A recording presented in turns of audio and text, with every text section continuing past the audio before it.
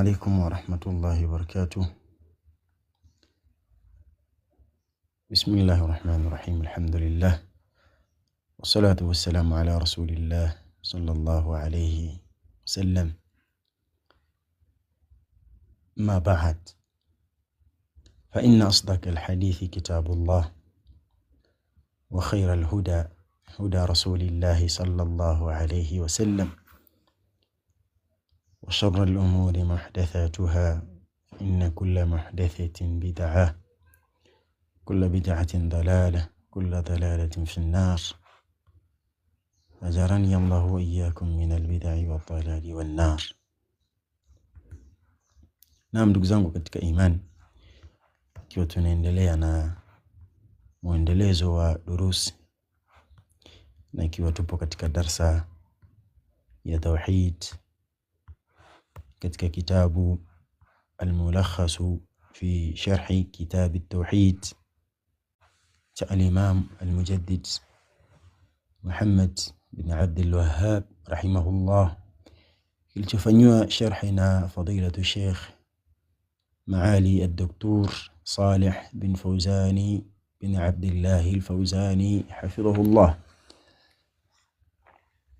Naam, na ikiwa katika mlango uliopita tuliishia katika kuzungumzia na kutaja washirikina pamoja na ibada zao, pamoja na kuona katika Qur'ani namna Allah subhanahu wa ta'ala anavyowazungumzia washirikina kunako ibada zao wanazozifanya, kunako wao kumshirikisha Allah subhanahu wa ta'ala. Tulipata kuona aya ya Allah ambayo akiwazungumzia washirikina, wale wenye kumwabudu asiyekuwa Allah subhanahu wa ta'ala, na wenye kuelekeza ibada zao kwa asiyekuwa yeye.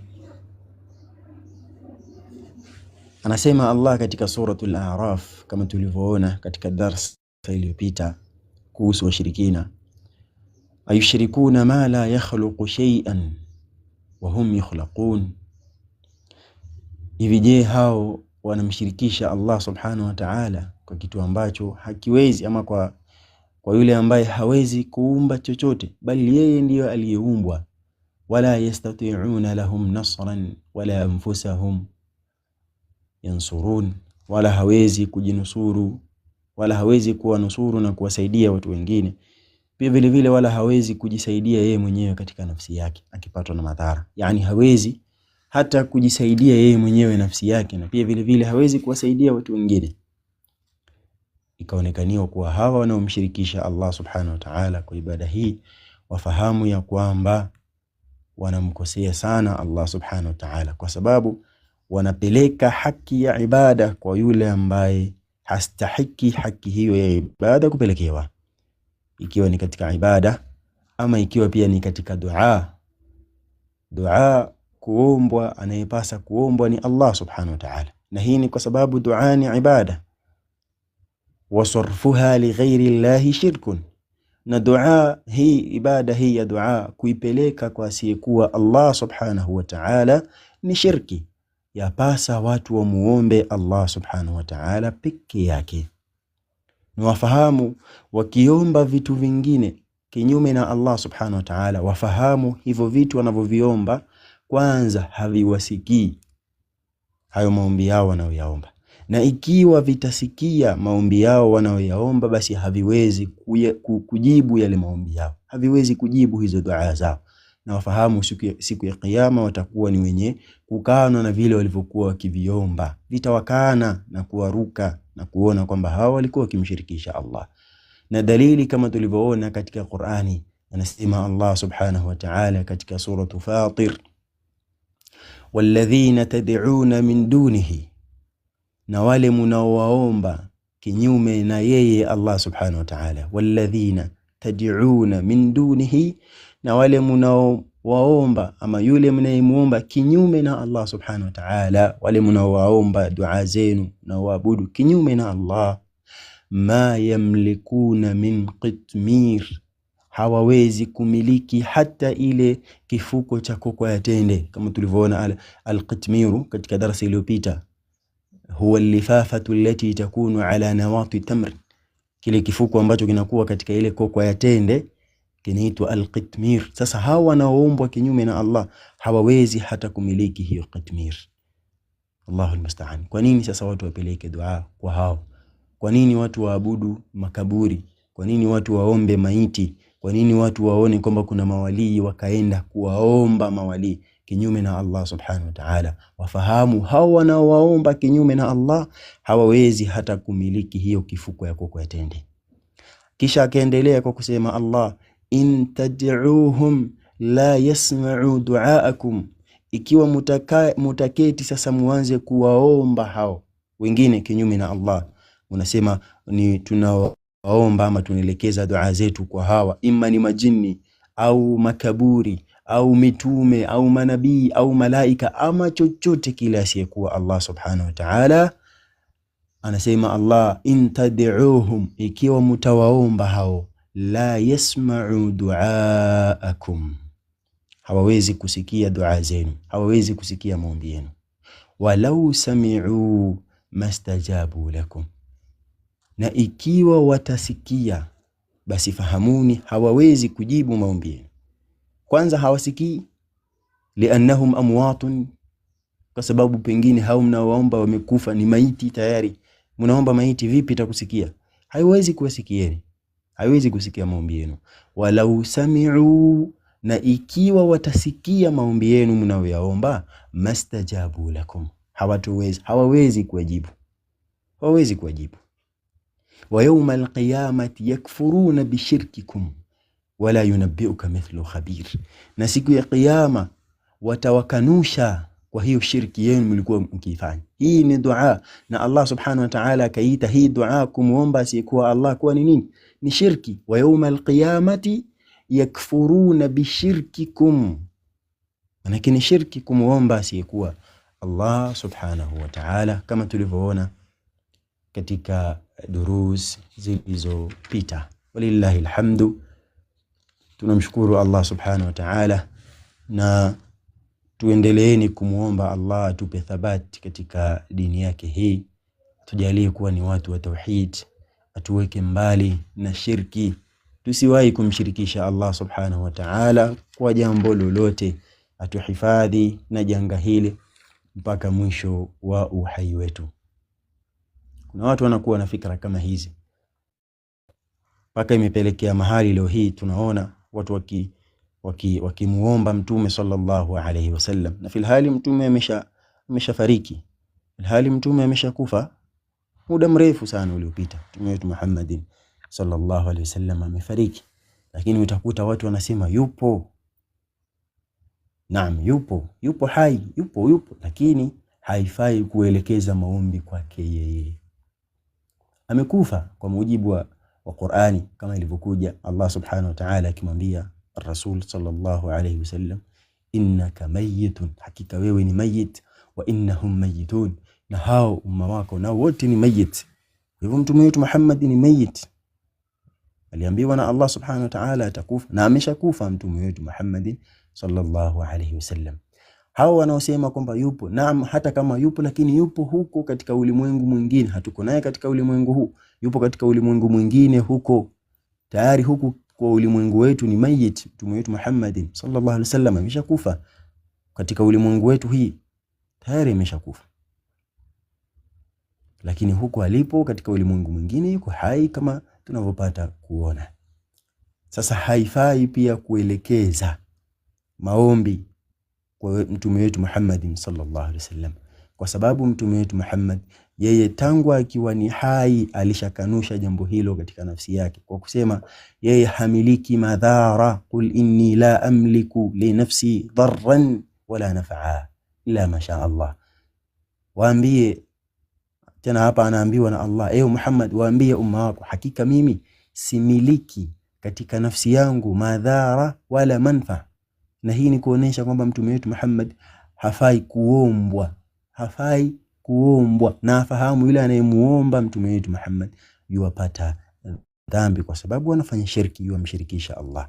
Na tukiyasema haya ndugu zangu, sio kumdogosha Mtume Muhammad, sio kumdogosha wala si kuishusha hadhi yake, bali ni kumweka mahala pake alipowekwa na Allah. Bali ni kumweka mahala pake alipowekwa na Allah. Kuna watu wanachupa mipaka katika hili na kuona kwamba mtume ana utukufu wa kila kitu, kama vile wanavyofanya manasara na mayahudi wa Isa ibn Maryam. Wanamuona kwamba yeye ni Mungu, ni mwokozi, ni kadha wa kadha, anaweza kuwasaidia. Sisi Waislamu yatakana tusiwe hivyo kwa mtume wetu Muhammadin sallallahu alayhi wasallam.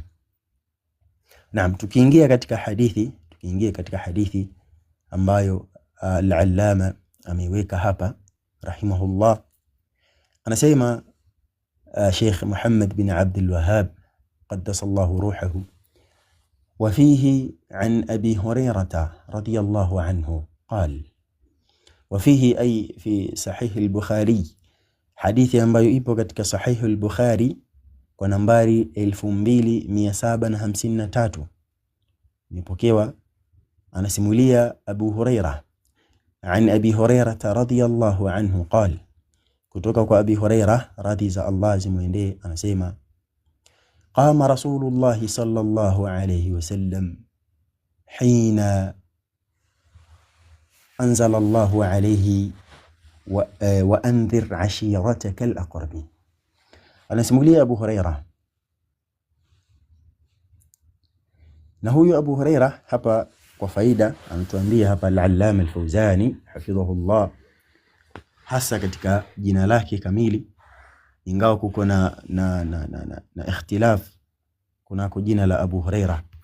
Kuna ikhtilafu, nafikiri hii inafahamika kuhusiana na ni lipi hasa jina la huyu sahaba huyu Abu Huraira radiyallahu anhu. Ndio hapa anasema al-Allama al-Fawzani,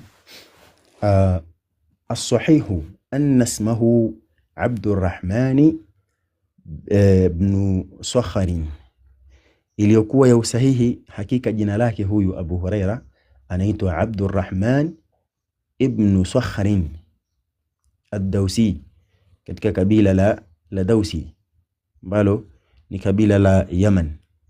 Jina lake kamili Abu Huraira anaitwa Abdurrahman ibn Sakharin ad-Dawsi, huyu katika kabila la ad-Dawsi.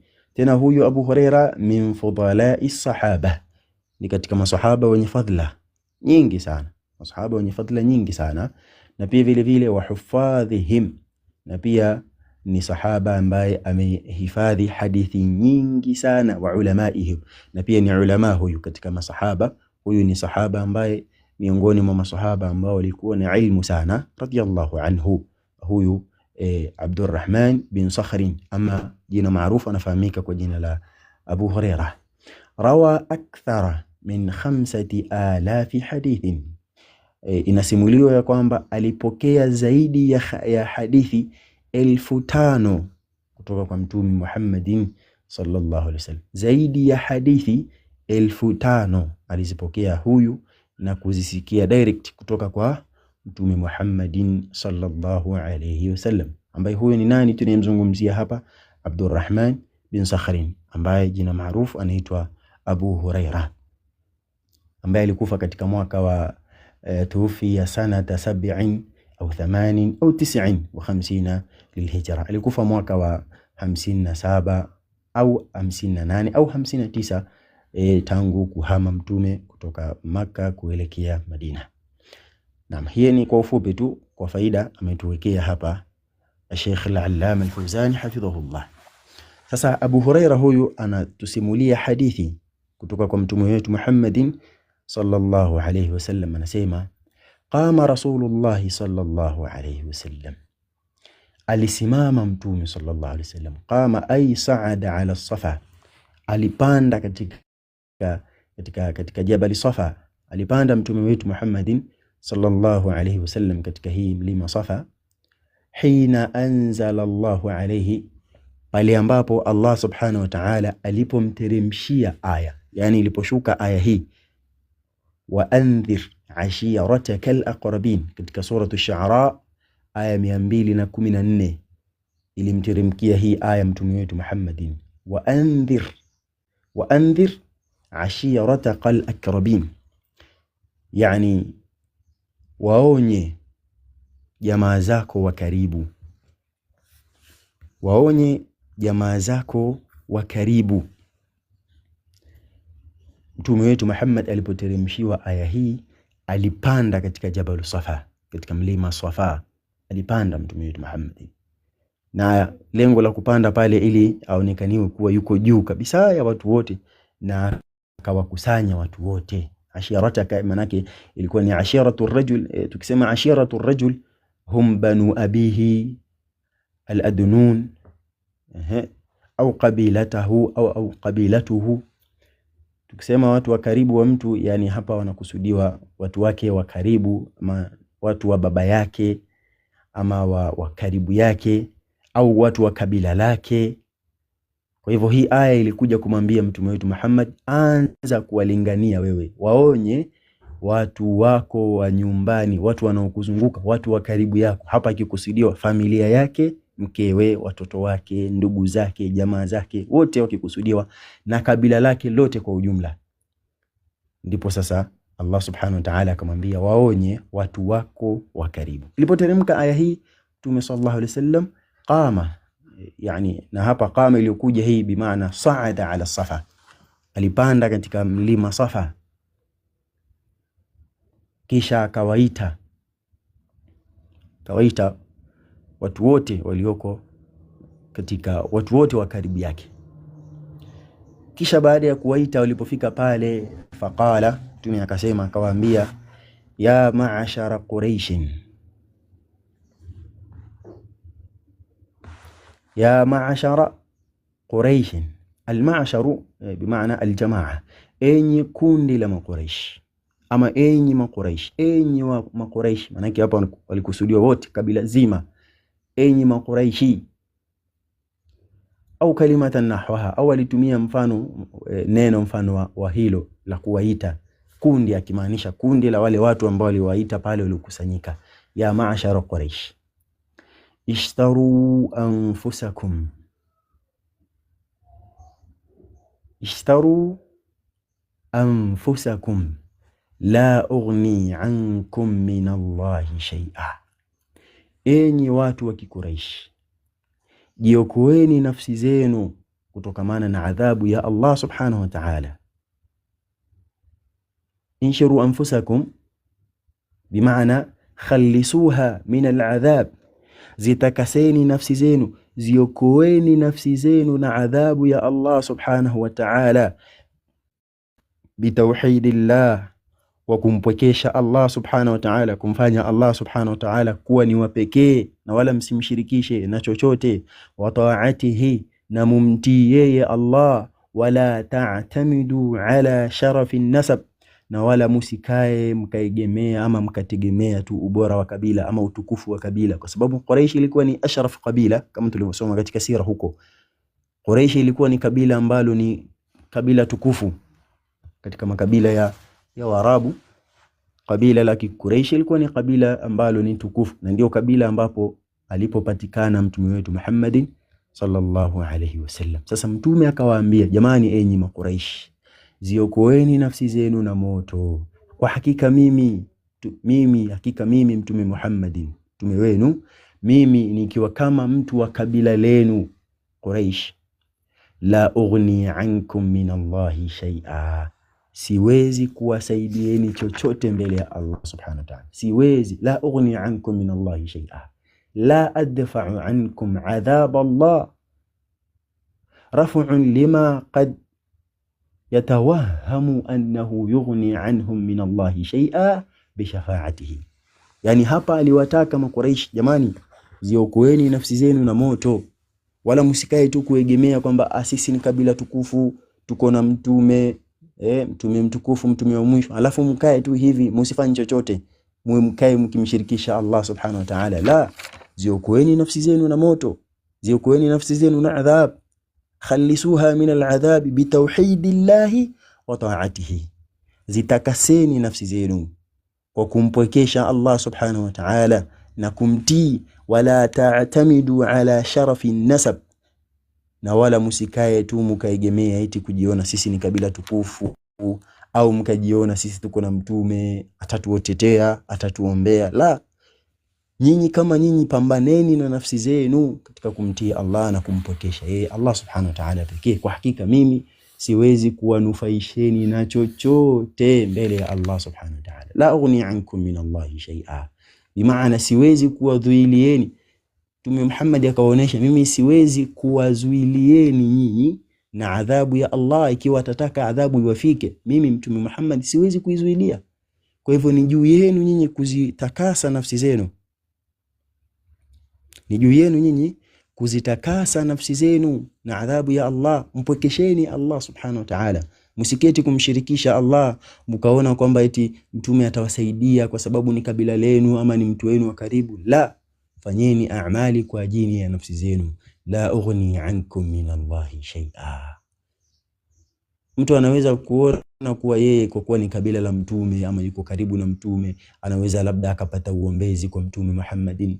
Bimaana ukiwa mbali na mafundisho ya Rasulullah sallallahu alaihi wasallam, ukawa katika washirikina, shafaa ya mtume katika haitakunufaisha na chochote wewe.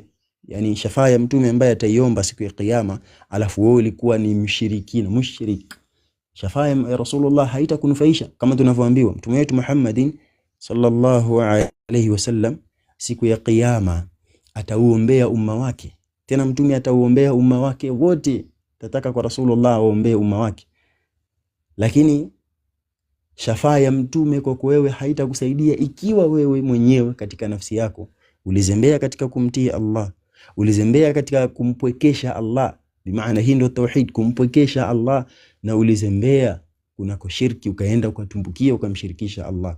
Shafaa hii haitakusaidia na chochote. La ughni ankum min Allahi shay'a. Kwa hivyo hapa mtume wetu Muhammadin sallallahu alayhi wasallam alianza kwa kuliambia kabila lake, ya ma'shara Quraysh ishtaru anfusakum la ughni ankum min Allahi shay'a. Kisha baada ya hapo mtume akasema, ya Abbas ibn Abd al-Muttalib la ughni anka min Allahi shay'a. Akaanza sasa kumuita mtu mmoja mmoja, ewe Abbas ibn Abd al-Muttalib, ambaye huyo alikuwa ni mtoto wa ammi yake, ambaye pia ni katika watu wake, katika watu wa nyumba ya mtume sallallahu alaihi wasallam, katika ahlul bait. Huyo ya Abbas ibn Abd al-Muttalib la ughni anka min Allahi shay'a, ewe Abbas, mimi siwezi kukunufaisha chochote mbele ya Allah. Bimaana iokoe wewe mwenyewe nafsi yako, itakase mwenyewe nafsi yako kutokamana na shirki, kushikamana na tauhid, mpokeshe Allah kikweli. La ughni anka min Allahi shay'a, siwezi kukunufaisha chochote ewe Abbas. Ukaona wewe labda ni ndugu yangu mimi, labda nitakusaidia mbele ya Allah, wewe ukimshirikisha Allah. La, pambania nafsi yako, jitakase kutokamana na shirki, na Allah subhanahu wa ta'ala ataweza kukusaidia, kwa sababu mimi siwezi kukusaidia na chochote. Kisha baada ya hapo hadithi inaendelea kusema mtume, kisha akasema mtume sallallahu alaihi wasallam, ya Safiyatu ammata rasulillahi sallallahu alaihi wasallam la ughni anki min Allahi shay'a. Ewe Safiya, kwa hakika mimi siwezi, ewe Safiya ammatu rasulillahi sallallahu alaihi wasallam, ambaye ni shangazi huyo alikuwa wa mtume sallallahu alaihi wasallam, la ughni anki min Allahi shay'a. Mtume akamwambia pia, hata wewe usijione kuwa ni shangazi, ni mtu wa karibu ukafikiri nitakusaidia chochote. Mimi siwezi kukusaidia chochote mbele ya Allah subhanahu wa ta'ala. La ughni anki min Allah, siwezi kukuzuilia adhabu ya Allah, siwezi kukunufaisha na chochote mbele ya Allah subhanahu wa ta'ala. Bimaana ni juu yako wewe kuiokoa nafsi yako. Kisha mtume akafika mpaka kwa Fatima, mtume wetu Muhammad sallallahu alayhi wasallam, mpaka kwa Fatima binti yake kabisa, ambaye alikuwa ni kipenzi chake Fatima.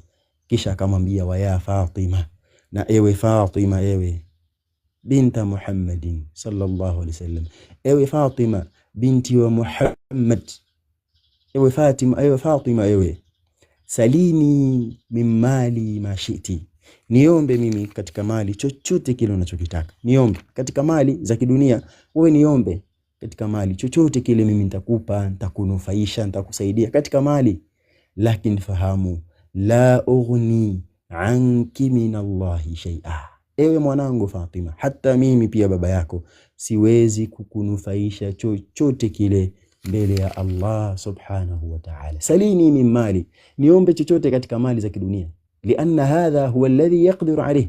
Na hii katika mambo ya kidunia hapa alimruhusu Fatima muombe katika mali za kidunia, mambo ya kidunia, uniombe mimi nitakupa, kwa sababu haya ni mambo ambayo Mtume sallallahu alaihi wasallam alikuwa akiyaweza.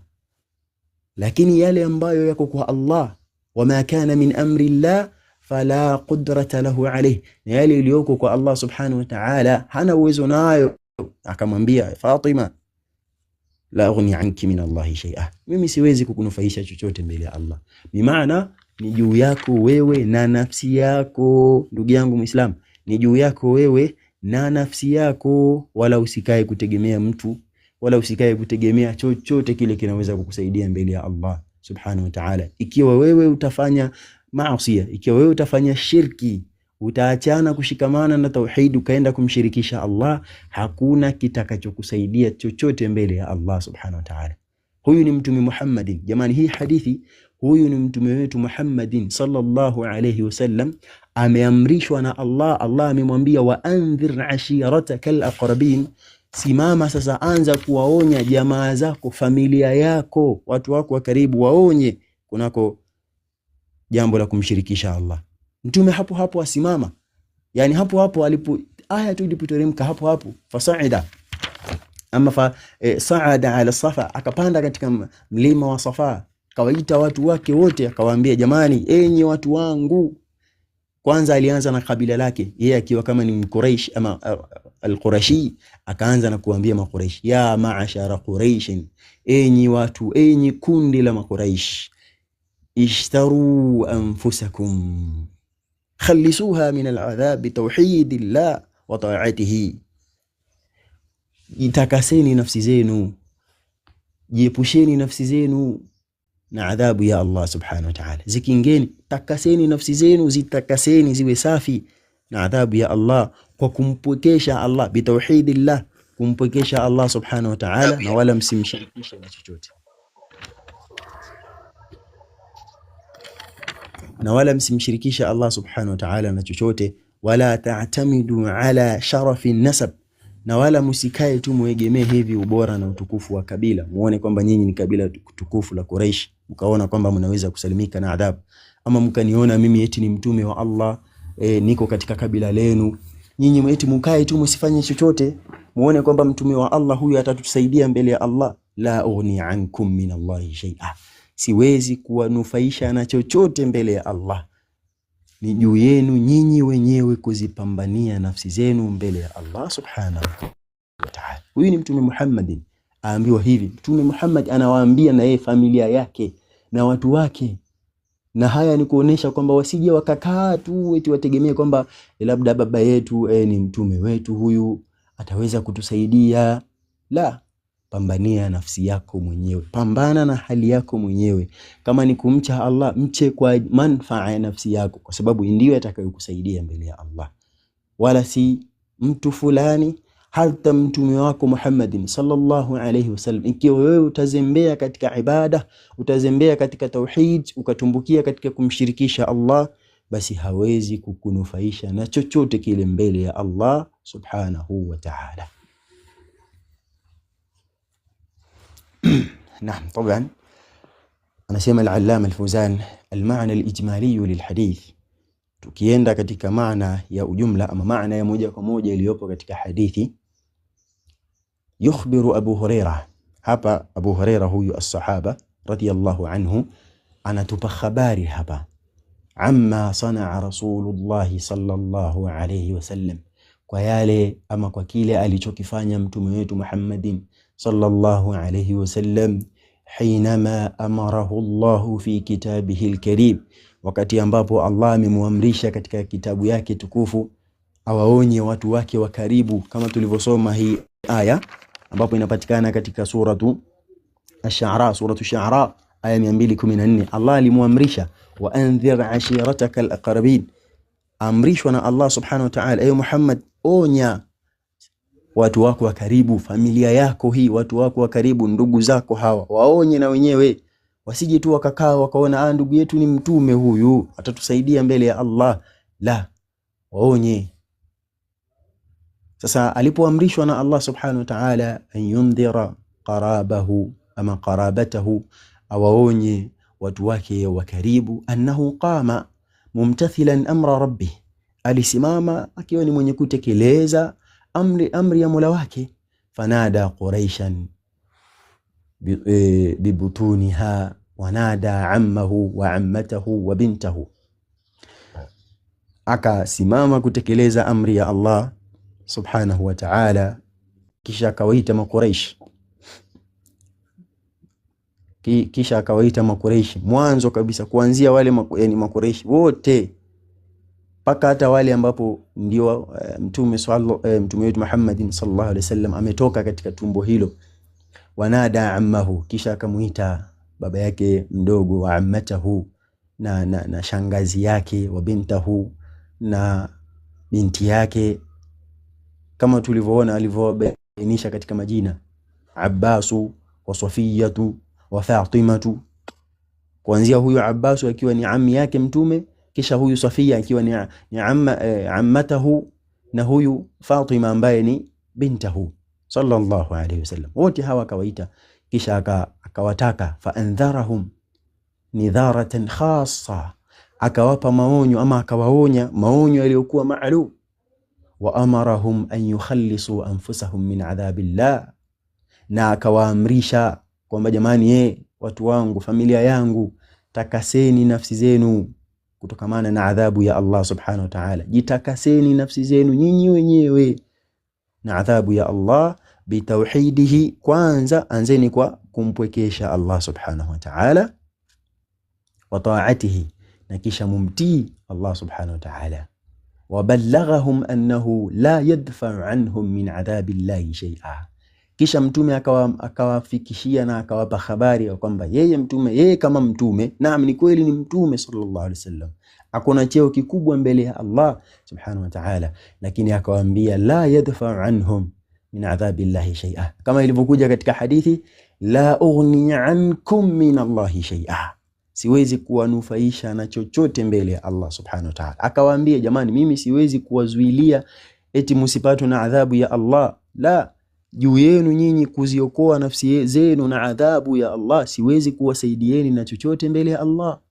Idha lam yu'minu famujarradu qurbihim minhu ghayru nafi'in lahum biduni imani, yani ule mujarradi wa kuwa wao wako karibu na mtume, yani ile kuwa wao wako karibu na mtume pekee tu eti iwe ni sababu ya wao kusalimika, la, kuwa kwao karibu na mtume Muhammadin sallallahu alayhi wasallam hakuna manfaa yoyote biduni imanin, pasina ya kuwa na iman. Mfano mzuri jamani, hapa tunafaa tuelewane zaidi. Familia ya mtume sallallahu alayhi wasallam, ama tukisema ahlul bait pamoja na kabila lake, hapa ndipo hasa aliyowakusudia na kuwaambia jamani, ziokoeni nafsi zenu na adhabu ya Allah, kwa sababu mimi kama mtume wenu siwezi kuwasaidia chochote mbele ya Allah. Haijalishi nyinyi eti mtakuwa ni familia yangu, watu wangu wa karibu, ama ndugu zangu, eti mkae mumshirikishe Allah alafu eti mpate salama kwa sababu yangu mimi, siwezi kufanya jambo hilo, siwezi kuwasaidieni. Mfano mzuri tunaopata ni kwa Abu Lahab. Abu Lahab, nafikiri tukimsema Abu Lahab kila mmoja yamfahamu habari yake huyu Abu Lahab, paka imeteremka sura nzima. Abu Lahab alikuwa ni ammi wa mtume sallallahu alaihi wasallam, alikuwa ni baba mdogo wa mtume Muhammadin sallallahu alaihi wasallam. Lakini tuangalie undugu huu wa Abu Lahab kwa mtume ulimsaidia nini? Abu Lahab alimshirikisha Allah subhanahu wa ta'ala, akafanya aliyoyafanya katika kumkufuru Allah subhanahu wa ta'ala, lakini undugu wake yeye kwa mtume haukumsaidia na chochote. Mwisho wa siku mpaka iliteremka sura nzima kumuonesha Abu Lahab ameangamia yeye pamoja na kila kitu chake pamoja na mke wake, wote wataingia katika moto wa Allah subhanahu wa ta'ala. Tabbat yada, mpaka mwisho kateremka hii suratul Lahab.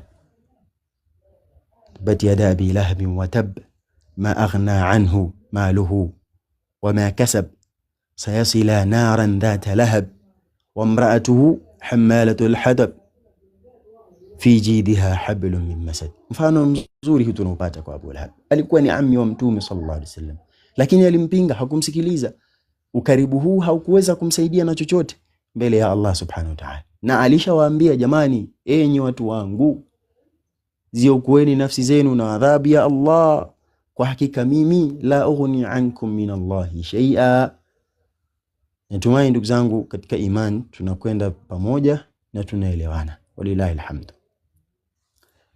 Kwa hivyo maana ya ujumla hii hadithi inatueleza jambo kama hili, ni Allah subhanahu wa ta'ala alimuamrisha mtume wetu Muhammadin sallallahu alaihi wasallam awaonye watu, familia yake, awaonye familia yake. Na hii sisi pia inaturudia jamani, tuna familia zetu sisi, tuko na family, tuko na watu wetu wa karibu, watu wa nyumbani, ndugu ama watu wa kabila letu. Itakuwa haina maana yoyote wewe ufanye da'wa huko nje, walingania watu wengine huko, alafu familia yako kuna watu wanamuasi Allah subhanahu wa ta'ala. Yani unakataza watu wengine wasimshirikisha Allah, wakati kwenu kuna shirki inafanyika na wala hujawahi kuwaambia. La, kwanza kama ni da'wa unataka kuwafikishia watu, basi anza na nyumbani kwenu kwanza. Waambie watu wa nyumbani, hasa kama ni mama, ni baba, yoyote yule mtu wako katika familia yako, watu wako wa karibu wale, anza nao. Kama alivyoamrishwa mtume wetu Muhammad, wa andhir ashirataka alaqrabin, waonye watu wako hao wa karibu, anza nao hao. Familia yako kuna kitu wanakifanya katika kumuasi Allah, wanamkosea Allah katika madhambi na maovu na machafu, basi anza nao hao. Sio kawaambia huku watu wengine nje, alafu eti familia yako yaonekaniwa wanamuasi Allah subhanahu wa ta'ala. Anza hao nao, anza nao hao, hiyo ndio bora zaidi. Haya, munasabatu alhadith lilbab, munasaba hii hadithi katika mlango huu uliokuwa hapa. Anasema al-allama al-Fawzan anna fihi annahu la yajuzu an yutlaba min ar-rasul sallallahu alayhi wa sallam wala min ghayrihi min babi awla illa ma yaqdiru alayhi min umuri ad-dunya. Kwa hakika munasaba wa hii hadithi katika huu mlango tunapata kuona kwa hakika haifai, ndani yake tunaona kwamba haifai kumuomba Mtume Muhammadin sallallahu alaihi wasallam katika mambo ambayo hana uwezo nayo, kama haya tulioyaona, kuwaokoa watu. Mtume hana uwezo wa kumuokoa mtu na adhabu ya Allah, hana uwezo huo wa kumnufaisha mtu, hana uwezo wa kumuokoa mtu na adhabu ya Allah. Yani ikiwa mtu mwenyewe atamuasi Allah subhanahu wa ta'ala, afanye mambo na shirki, afanye maasi ya kadha wa kadha katika madhambi na machafu, eti ategemee mtume, mimi atanisaidia, mtume wangu mimi atanisaidia mbele ya Allah, jambo hilo ni jambo ambalo haliwezekani. Mtume hawezi kukusaidia wewe na chochote mbele ya Allah ikiwa wewe mwenyewe utajidhulumu nafsi yako. Ikiwa wewe mwenyewe utajidhulumu nafsi yako kwa madhambi na machafu na maasiya, basi fahamu mtume hawezi kukunufaisha. Na pia vile vile haifai pia kumuomba dua mtume. Hapa kinachokusudiwa kumuomba mtume dua, kama ilivyokuwa maudhui ya mlango huu, kuelekeza dua kwa asiyekuwa Allah. Sasa kuna watu ambao wanamuomba mtume mpaka leo hii, mtume amekufa, eti watu wanamuomba dua mtume sallallahu alaihi wasallam. Hili ni jambo ambalo halifai na ni shirki hii. Na narudia tena jamani,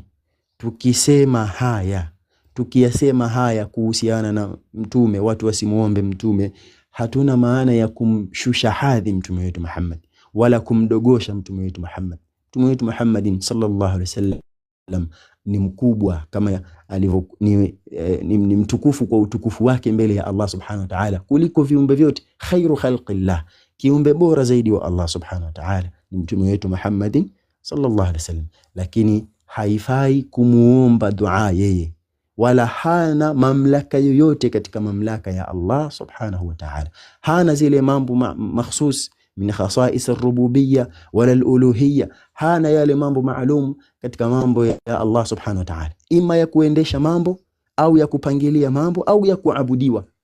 Mtume wetu Muhammad hana mamlaka hayo, wala hana sifa hiyo ya kuabudiwa, na wala haifai mtu kumwabudu wala kupeleka ibada kwa mtume wetu Muhammad sallallahu alaihi wasallam, wala kumuomba katika mambo ambayo hana uwezo nayo.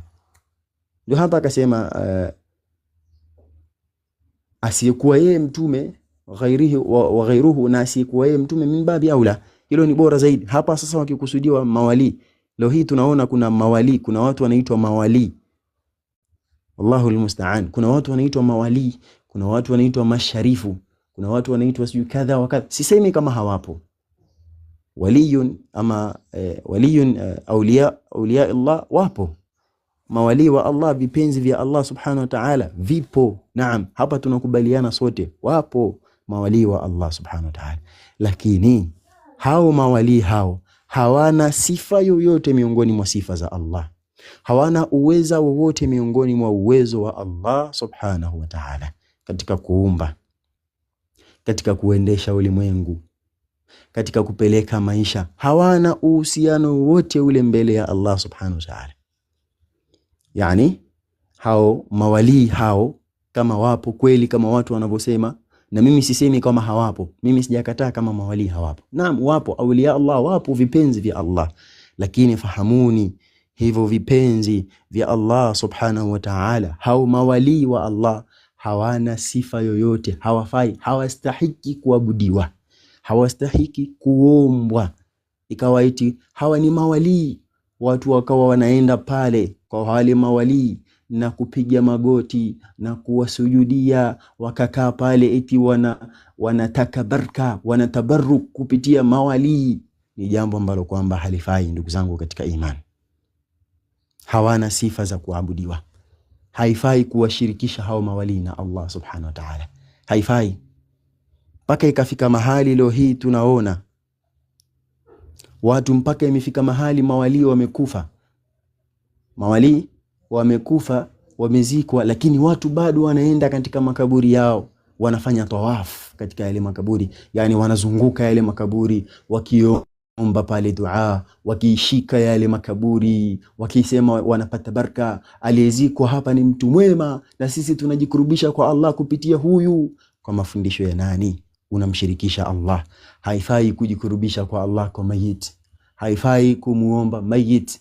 Hii itahesabika wewe unamshirikisha na unafanya shirki, unamshirikisha Allah subhanahu wa ta'ala kwa kwenda kuabudia katika makaburi, kuomba maiti kwa kisingizio eti huyu alikuwa ni wali, huyu wali wa Allah alikuwa ni mtu mwema. Sasa kaburi lake la uhusiano gani? Kaburi lake la uhusiano na nini? Kuna mwema aliyekuwa mwema kuliko mtume sallallahu alaihi wasallam? Nani aliyekuwa mwema kumliko mtume wetu Muhammad sallallahu alaihi wasallam? Mbona hatuoni haya katika tarikh? Mbona hatuyaoni haya katika tarikh? Watu wakienda katika kaburi la mtume, katika masahaba hatuyaoni katika masahaba. Nani katika masahaba waliokwenda katika kaburi la mtume wakafanya haya wanaowafanya masufi wa leo? Ni nani? Kuna riwaya gani iliyokuja katika hilo? Kuna athari gani iliyothibiti katika hilo? Eti masahaba walienda katika kaburi la mtume wakafanya itikaf, wakafanya tawaf, wakafanya kadha wa kadha katika kaburi la mtume. Mbona hatuoni masahaba kama waliyafanya haya? Kama ni khairi leo hii, kama tunavyoona as-sufiyya leo wanaoyafanya, masufi wa leo wanaoyafanya, wakienda katika makaburi, wakiona haya ni makaburi ya mawali, makaburi haya ni ya watu wema wao na kadha wa kadha, wakifanya tawafu, wakiomba, wakifanya ukichinja na kadha wa kadha katika mambo ya shirkiyat, kumshirikisha Allah subhanahu wa ta'ala, wal iyad billah. Na Allah tuhifadhi na jambo hili la shirki. Ni jambo ambalo kwamba halifai na watu wanamshirikisha Allah subhanahu wa ta'ala. Haifai kupeleka dua kwa yule mtu ambaye hana uwezo wa kukujibu hiyo dua. Na hapa ikaja illa ma yaqdir alayhi min umuri dunya, illa kama ni kumuomba basi umuombe katika yale mambo anayoyaweza katika mambo ya kidunia, kama ilivyokuja katika hadithi. Maana hapa katika hadithi mtume wetu Muhammadin sallallahu alayhi wasallam alimwambia Fatima, wa ya Fatima binta Muhammadin sallallahu alayhi wasallam, salini min mali ma shi'ti la ughni anki min Allah shay'a. Ewe Fatima binti Rasulillah, ewe Fatima radhiyallahu anha, huyu ni Fatima ambaye ni mtoto wa mtume wetu Muhammad sallallahu alayhi wasallam, binti yake, aambiwa na baba yake ar-Rasul sallallahu alayhi wasallam, niombe chochote unachotaka katika mambo ya kidunia. Maana yake katika mali hizi za kidunia, salini min mali, niombe mimi chochote katika hizi mali za kidunia. Na alimwambia hivyo kwa sababu lianna hadha huwa alladhi yaqdiru alayhi ma kana min amri Allah fala qudrata lahu alayhi, kwa sababu hizi mali za kidunia ndio alikuwa na uwezo wa kumpa. Kadhalika kama sisi tunavyofahamu, tunaweza sisi kuombana misaada sisi kama sisi katika mambo ya kidunia. Umekwama jambo fulani ama unahitajia jambo fulani, unahitaji msaada wa kitu fulani kwa mwenzako, unaweza kumwambia nisaidie, wala hakuna shida katika hili. Na ulama wanazuoni wameweka masharti, yani masharti ya wewe kumuomba ule mwenzako unayemuomba ama kupeleka dua ama al-isti'ana, hii kutaka msaada kwa kiumbe, kuna masharti. Miongoni mwa hayo masharti kama tulivyoyataja katika darasa iliyopita, kwanza hicho kingine ambacho unataka msaada kiwe hai, kiwe hai. Tofauti na leo hii tunaona watu wanaenda katika makaburi, ubadul qubur, watu wanaenda katika makaburi eti wanatafuta baraka huko. Katika makaburi kuna baraka gani? Kwanza awe hai, pili awe karibu hapo, asiwe mbali huko, yani awe karibu hapo, anakuona na kusikia, hey bwana unataka kitu gani, labda nahitaji msaada wa kitu fulani kadhaa wakati, anaweza kukusaidia katika hili, awe karibu. Tatu awe na uwezo nacho, isiwe kitu ambacho hana uwezo nacho, hasa katika yale mambo ambayo hakuna anayeweza isipokuwa ni Allah. Maana sisi tunajuana mambo ya kidunia tunayoweza. Kama mtu amuomba pesa anaweza, maana mtu anaweza kukupa pesa hata kama hana, atatoa kwamba sina, lakini angekuwa nayo anaweza kukusaidia. Alafu na nyingine uwe na itikadi katika moyo wako kwamba hii ni sababu tu, hii ni sababu ama huyu ni sababu, lakini msaidizi mkuu ambaye anapaswa kuombwa ni Allah subhanahu wa ta'ala. Nafikiri tunafahamiana na tunaweza kuelewana kwa uzuri. Wa amma ma la yaqdiru alayhi illa Allah fala yajuzu an yatluba illa min Allah. Na yale mambo ambayo hakuna anayeweza isipokuwa ni Allah subhanahu wa ta'ala, haifai mambo hayo kuombwa illa Allah subhanahu wa ta'ala peke yake.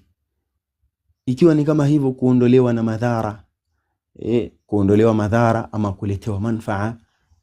Mambo mengine ikiwa ni katika kuingizwa peponi na kuepushwa na moto na mengineyo katika yale mambo ambayo hakuna anayeweza isipokuwa ni Allah subhanahu wa ta'ala, basi fahamuni hakuna ambaye anapaswa kuombwa illa ni Allah subhanahu wa ta'ala. Wa amma ma la yaqdiru alayhi illa Allah fala yajuzu an yutlaba illa min Allah. Fafihi ar-radd ala ubadi al-qubur. Ndani pia hii hadithi kuna raddi hapa, kuna kuwarudi wale wenye kuabudu makaburi, alladhina yastaghithuna bil amwati litafriji al-kurbat wa qada'i al-hajat.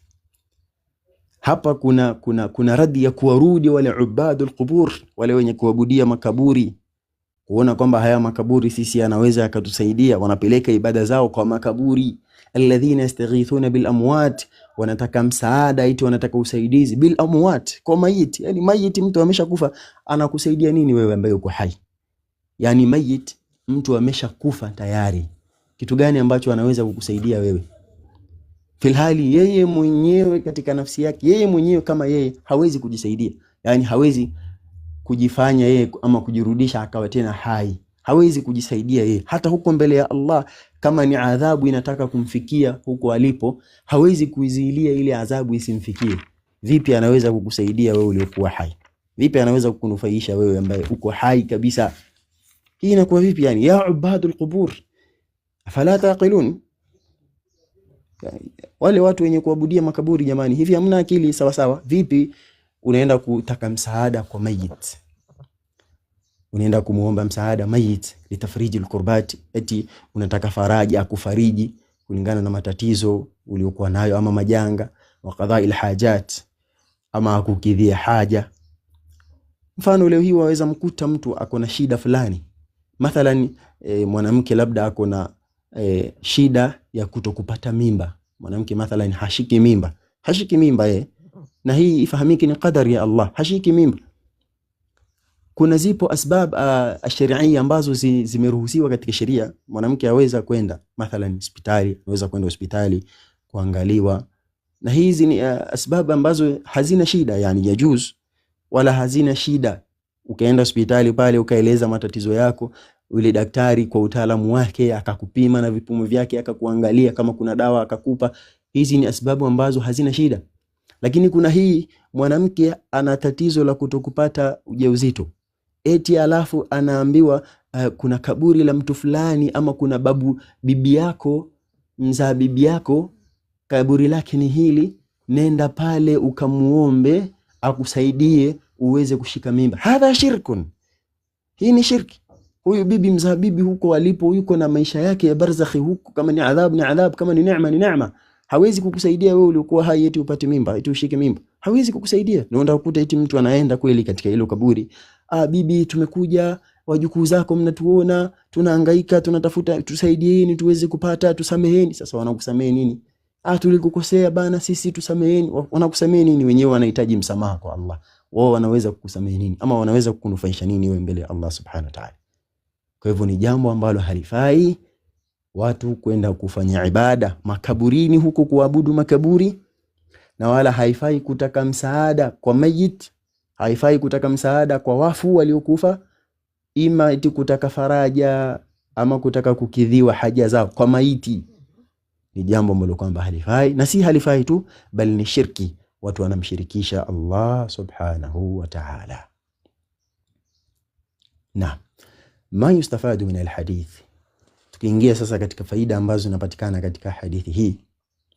Faida ya kwanza kabisa ikiwa ni arraddu ala ubadil anbiya'i was-salihin alladhina yata'allaquna bil makhluqin fi qada'i hawaijihim allati la yaqdiru 'alayha illa Allah. Katika hadithi hii kuna rad, kuwarudi wale ubadul anbiya, wale wenye kuabudu manabii, na wasalihin, wenye kuabudu watu wema. Kwanza wale wenye kuabudu manabii, kuna watu wanaabudu mitume na manabii kama wanavyofanya manasara, yaabuduna Isa bin Maryam, wanamwabudu Isa mwana wa Maryam alayhi wa ala nabiyina afdalus salah wa atammu taslim. Na pia vile vile wasalihin, na wale wenye kuabudu watu wema kama tunavyoona as-sufiyya leo yaatakiduna kama tunavyoona leo masufi wa leo na itikadi yao ya kuona kwamba kuna mawali, wapo mawali wenye sifa ya kuweza kumbariki mtu, mawali wenye sifa ya kuweza kumnufaisha mtu na kumkinga na madhara na kufanya kadha wa kadha. Hii ni shirki, na hii hadithi ikawa ni sababu ya kuwarudi wao wenye kuabudu manabii na wenye kuabudu hao watu wema, kwa kisingizio hawa ni wema, mpaka ikafika mahali makaburi yao wanayajengea makaburi yao kwa kuyatukuza na kuyaadhimisha, wakienda hapo katika makaburi yao kuomba misaada, yastaghithuna bil amwat wal iyad billah. Alladhina yata'allaquna bil makhluqin, ambao wao wanajitundika ama wanajifungamanisha na viumbe katika kukidhi haja zao, haja ambazo la yaqdiru alaiha illa Allah, hakuna anayeweza kutimiza ama kukidhi hizo haja isipokuwa ni Allah subhanahu wa ta'ala. Hii ni faida ya kwanza tunayoipata katika hii hadithi. Faida ya pili, annahu la yajuzu an yutlaba min al-'abdi illa ma yaqdiru alayhi, haifai kumuomba mja illa kwa yale mambo anayoweza. Yani katika yale mambo ambayo anayeweza mja, kama mtu anayeweza kitu fulani kufanya, basi yaruhusiwa. Lakini pia uwe na itikadi ama uwe na kuitakidi katika moyo kwamba huyu ni sababu tu. Hata kama labda uko na shida fulani, kamuendea mtu akusaidie ile shida uliyokuwa nayo, basi uwe naona kwamba huyu ni sababu tu, lakini musabbib huwa Allah subhanahu wa ta'ala. Faida ya tatu tunaipata, musara'atu nabii sallallahu alayhi wasallam ila imtithali amri rabbih wa tablighi risalatihi, kufanya haraka kwa mtume wetu Muhammadin, kwenda mbio kwa mtume wetu Muhammadin sallallahu alayhi wasallam katika kutekeleza amri ya Mola wake na kufikisha ujumbe aliopewa na Allah subhanahu wa ta'ala. Kama tunavyoona hadithi mwanzo kabisa pale, Abu Huraira anasema wakati ambapo Allah subhanahu wa ta'ala alipomteremshia mtume Muhammad, hina anzala Allahu alayhi wa anzir ashirataka alaqrabin, alipoteremshiwa na Allah subhanahu wa ta'ala aya inayomwambia ewe Muhammad, waonye jamaa zako wa karibu, onya watu wako wa karibu. Tunaona hapa mtume alisimama katika Jabal Safa, akaanza kuwaita watu wake, kabila lake, ammi yake huyu, shangazi yake huyu, pamoja na binti yake, wote hawa aliwaita.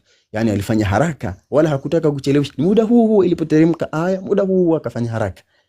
Na hili linatakana kwa mu'min, hasa waislamu wa mu'min. Yani wewe ukishakuwa ni muislamu mu'min, alafu unadai kumfuata mtume sallallahu alayhi wasallam, unadai wewe unafuata manhaj ya ar-rasul sallallahu alayhi wasallam, manhaji ya salafi salih, basi kuwa ni mwenye kufanya haraka katika kutekeleza maamrisho ya Allah subhanahu wa ta'ala, wala usiwe ni mwenye kujivuta katika kutekeleza maamrisho ya Allah, wala usiwe ni mtu mwenye kuchelewesha ibada ya sala. Salafi salih walikuwa hawacheleweshi sala, walikuwa hawaipuuzi sala, bali walikuwa wakifanya haraka zaidi ukimbilia katika kutekeleza maamrisho ya Allah, bali walikuwa wakishindana katika kutekeleza maamrisho ya Allah subhanahu wa ta'ala, wakifanya haraka. Si watu wa kujivuta ama si watu wa kwenda pole pole tartib, la, walikuwa ni wenye kuwa na haraka na kufanya pupa katika kutekeleza maamrisho yote aliyoyaamrisha Allah subhanahu wa ta'ala, kama tulivyoona katika hii hadithi, musara'atu nabii sallallahu alayhi wasallam ila imtithali amri rabbih wa tablighi risalatihi. Naam, faida ya 4 tunayoipata, annahu la yunji min adhabillah illa al-iman wal-amal as-salih la al-i'timad ala mujarrad al-intisab lil-ashkhas. Allahu akbar. La yunji min adhab, yani hakuna ambacho kinaweza kumuokoa mja na adhabu ya Allah subhanahu wa ta'ala illa al-iman, isipokuwa ni iman. Hakuna wewe anayeweza kukuokoa mbele ya Allah, hakuna kinachoweza kukusaidia wewe mbele ya Allah subhanahu wa ta'ala illa al-iman, isipokuwa imani yako ile ya kikweli, wewe unavyomuamini Allah subhanahu wa ta'ala, ile imani yako, wal amalu salih, na vitendo vyako vilivyokuwa vizuri mbele ya Allah. Hivi ndivyo vinavyoweza kukusaidia, si mtu, si nabii, si chochote, si wali min awliya illa, wala si chochote kile. Hakuna kinachoweza kukusaidia na kukuokoa wewe na adhabu ya Allah illa ni imani yako wewe mbele ya Allah, wal amalu salih, na matendo yaliyokuwa mazuri, lal i'timadu ala mujarrad al-intisab lil ashkhas, wala si ule mujarrad wa mtu kutegemea ama kuegemea katika nasaba ama kutegemea mtu, uombezi wa mtu, la, hawa watu waweze kukusaidia mbele ya Allah. Huyu ni Mtume Muhammad, hapa aliwaambia watu wake, paka binti yake ya mbele kipenzi Fatima radiyallahu anha, amwambia, ewe Fatima, katika mali za kidunia, salini min mali ma shi'ti, niombe chochote katika mali kiasi utakavyo, lakini kwa Allah huko, la ughni anki min Allah shay'a, huko kwa Allah mimi siwezi kukunufaisha, siwezi kukusaidia na chochote. Bimaana imani yako na vitendo vyako vilivyokuwa vizuri ndivyo vitakavyoweza kukusaidia na kukunufaisha mbele ya Allah subhanahu wa ta'ala. Khamisan, faida ya 5 tunaipata katika hadithi, anna awla an-nasi bi rasulillahi sallallahu alayhi wasallam ahlu ta'atihi wa mutaba'atihi min qarabatihi wa ghayrihim.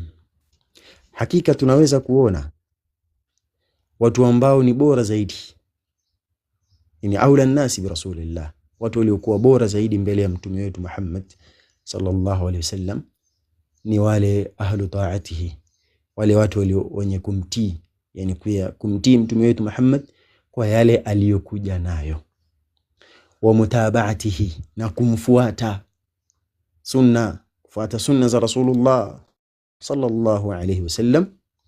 Ima watakuwa ni katika watu wake wa karibu, qarabatihi wa ghairihim, katika watu wake wa karibu au wengineo wote wasiokuwa karibu. Yani hapa tukisema watu wa karibu tunakusudia nini? Familia yake ama kabila lake.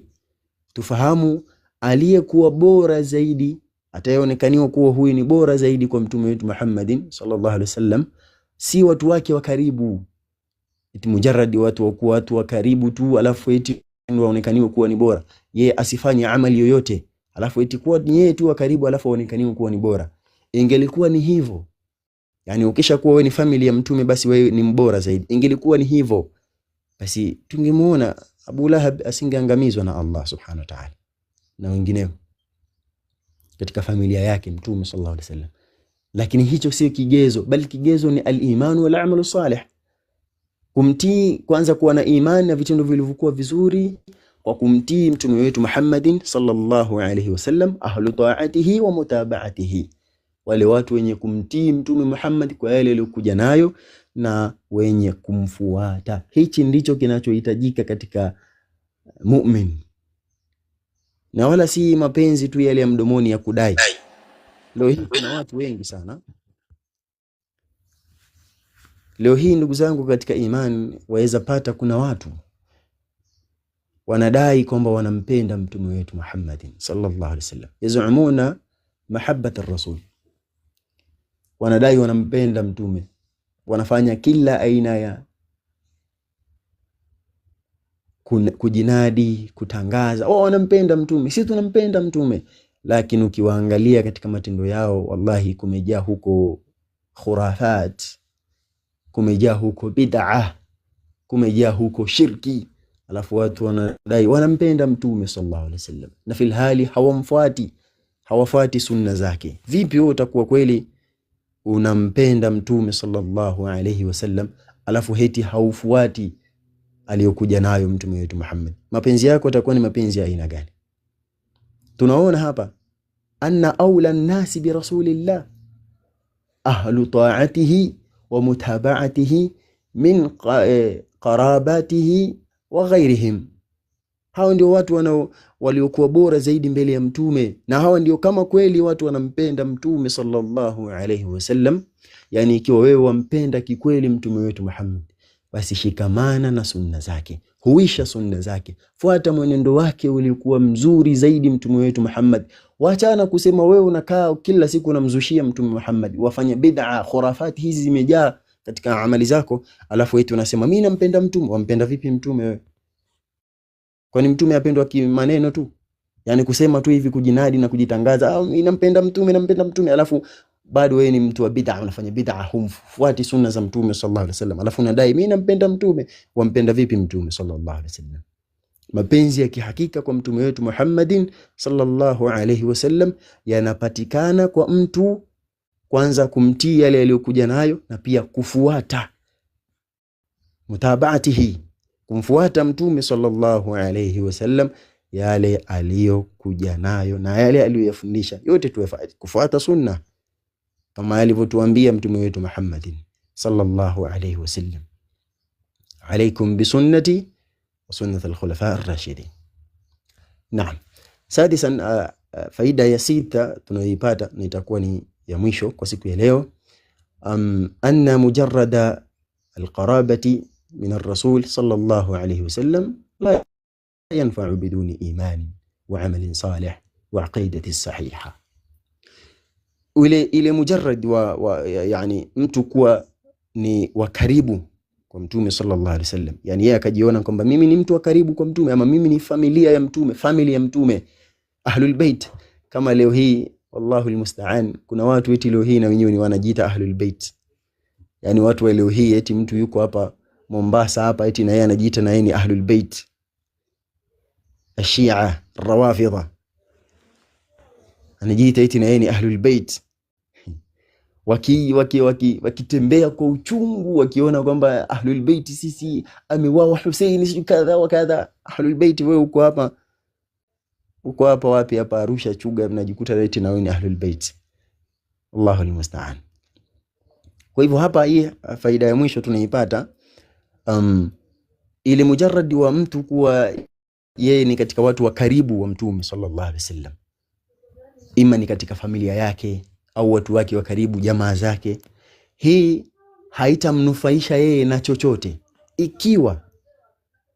ikiwa atakuwa hana imani thabit, na itakuwa hana vitendo vizuri, wa aqidatin sahihatin, na aqida iliyokuwa sahihi. Ukikosa hivi vitu, hata kama wewe ni mtu wa karibu zaidi wa mtume, basi wewe mtume hatakunufaisha na chochote, kama hadithi inavyotuambia. Jamani, hizi ni faida ambazo tumepata katika hii hadithi ya leo.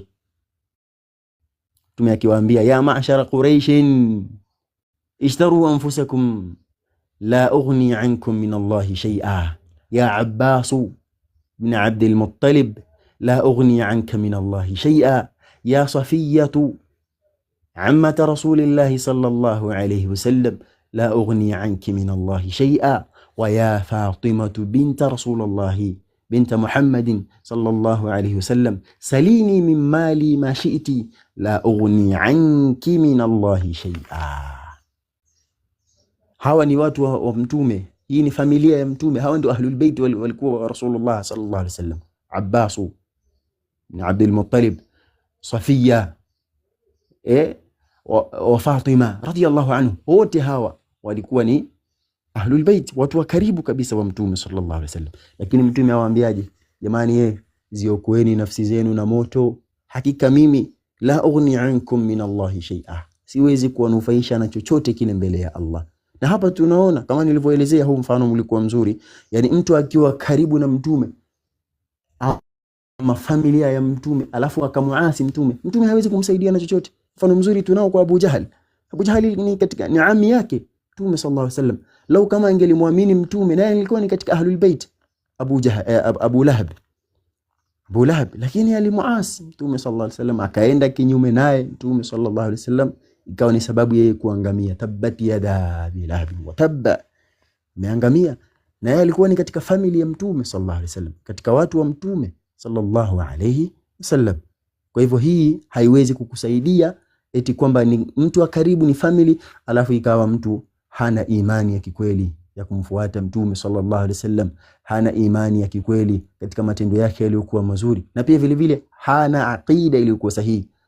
Kama leo hii tunaona ahlul bait wa zama hizi yaabuduna alqubur, wanaabudu makaburi, alafu wanadai wao ni ahlul bait, wakati wanakwenda kutufu katika makaburi, wakitafuta sijui kuna kaburi la Husaini wapi, sijui ameliweka huko, wakienda kila baada ya siku kadhaa ukaenda kulizuru na kufanya tawafu na kulia hapo na kufanya kadha wa kadha, alafu wanajiita ni ahlul bait. Allah subhanahu wa ta'ala atuhifadhi na atulinde na shirki, na atuweke mbali na ushirki na washirikina. Na barakallahu fikum ndugu zangu, tutaishia hapa katika siku ya leo, ikiwa tunamaliza ule mlango ambao tulikuwa nao katika ile aya ambao tulianza nao katika darasa iliyopita. Babun qawli llahi ta'ala ayushrikuna ma la yakhluqu shay'an wa hum yukhlaqun wa la yastati'una lahum nasran wa la anfusahum yansurun. Tutaishia hapa kwa siku ya leo. Barakallahu fikum. Allah subhanahu wa ta'ala tunamuomba tujalie kuwa min alladhina yastami'una alqawla fayattabi'una ahsana. Subhanakallahumma bihamdik ashhadu an la ilaha illa anta astaghfiruka wa atubu ilaik. Barakallahu fikum.